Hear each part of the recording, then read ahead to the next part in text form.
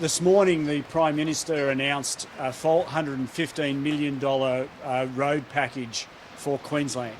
This is part of a $1.5 billion infrastructure spend where the federal government is teaming with the state governments to bring forward important shovel-ready road projects that are purely focused around upgrading safety packages. Fortunately, in Fisher, on the southern part of the Sunshine Coast, we were lucky enough to get a package for safety upgrades to the Steve Irwin Way. Now, that's an $18 million package, $14.5 million provided by the federal government and $3.5 by the state government. We'll work closely with the Department of Transport to identify where the best needs are for that money to be spent on the Steve Irwin Way.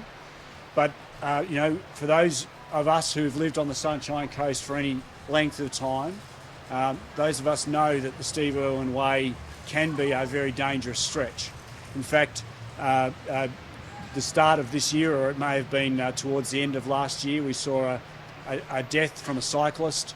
I'm a cyclist, like many people on the Sunshine Coast. The Steve Irwin Way, I can speak firsthand, is a very dangerous road to be a cyclist on. And I'll be speaking, as I have already done, with Mark Bailey about trying to make Steve Irwin Way a safer road for cyclists. These specific safety upgrades for the Steve Irwin Way are specifically targeted towards projects that are shovel-ready.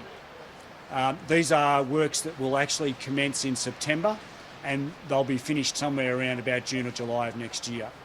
It's all about ensuring that as JobKeeper starts to be reduced, that we have suitable jobs for people to be able to get into, because we know that we've got 3 million people on JobKeeper at the moment, and as the economy starts and continues to fire up, we need to be able to have those projects that people can go and get meaningful work in as soon as possible.